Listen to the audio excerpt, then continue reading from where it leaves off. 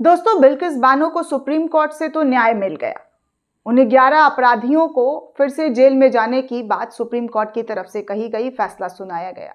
लेकिन अभी भी बिल्किस बानो को न्याय नहीं मिला है दोस्तों। अभी भी बिल्किस बानो को न्याय मिलने में बहुत देरी दिखाई दे रही है, ऐसा लग रहा है।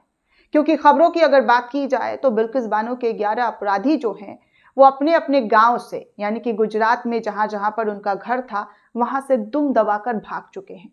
उनके परिवार वालों को भी नहीं पता है कि वो लोग कहाँ हैं, वो किस जगह हैं। सोचिए, सोचने वाली बात है कि सुप्रीम कोर्ट का आदेश आता है, सुप्रीम कोर्ट इन तमाम फैसलों को पलट देती है जो गुजरात सरकार की तरफ से, गुजरात कोर्ट की तरफ से लिया गया था। गुजरात सरकार ने कहा था कि इन लोगों के अच्छे आचरण की वजह से इन्हें बाहर का रास्ता दिखाया गया है, इनको बेल मिल गया है और ये बाहर खुले में रह सकते हैं।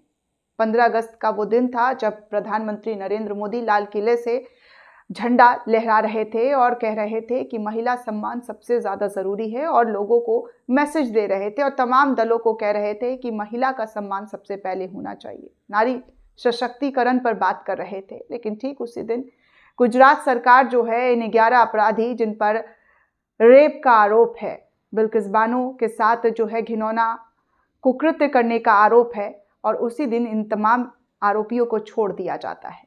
बाहर की हवा जो है इन्हें खाने को मिल जाती है। वैसे नाम भर इनकी रिहाई है उस दिन, इससे पहले भी वो आते जाते रहे हैं, पैरोल पर उनकी रिहाई होती रही है।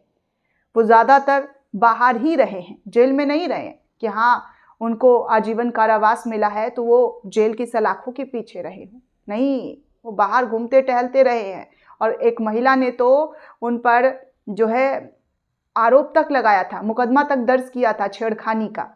लेकिन फिर भी इन सब से परे गुजरात सरकार ने कहा कि उनका अच्छा आचरण था, इस वजह से इन लोगों को बाहर का रास्ता दिखाया गया, इनको बाहर जो है लाया गया।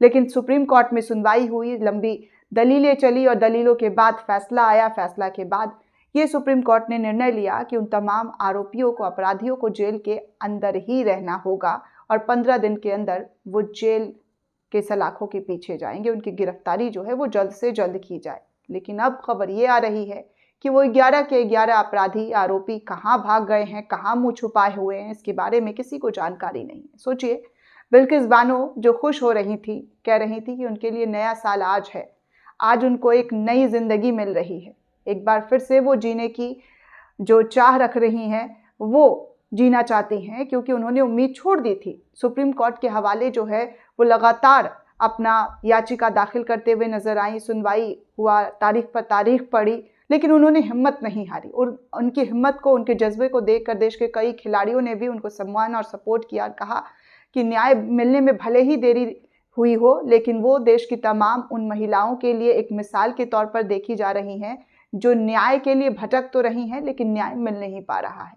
तो वो उनकी प्रेरणा बन रही हैं और बनेंगी आगे आने वाले तमाम महिलाओं के लिए जिनके साथ अत्याचार हुआ है, जिनके साथ अपराधियों ने अपराध करके खुले में जीना तो उन्होंने सीख लिया, लेकिन उनकी जेल की जो टिकट है, जो जेल की वापसी है, वो कैसे होती है, वो कोई बिल्किस बानो से सीखे। उनके धैर्य से, उनका कोर्ट में बार बार आना, फिर वही सब चीज़ें रिपीट करना, वो सब बिल्किस बानो ने सहा और आखिरकार उन्हें जीत मिली। लेकिन उस जीत का क्या जब वो 11 आरोपी ही फरार नजर आ रहे हों, दुम दबाकर भाग गए हों। अब उन आरोपियों को कब पकड़ा जाएगा, कब जेल के पीछे उन्हें डाला जाएगा, ये किसी को भी नहीं पता। फिलहाल सुप्रीम कोर्ट ने आदेश तो दे दिया है, अब गुजरात पुलिस कितनी जल्दी इन लोगों की गिरफ्तारी करती है ये देखने वाली बात होगी। दोस्तों, इस पूरे रिपोर्ट को लेकर आप क्या सोचते हैं, आपकी क्या प्रतिक्रिया है, हमें कमेंट करके ज़रूर बताइएगा। साथ ही साथ चैनल को सब्सक्राइब करना बिल्कुल भी ना भूलें। ज़्यादा से ज़्यादा चैनल को सब्सक्राइब करें।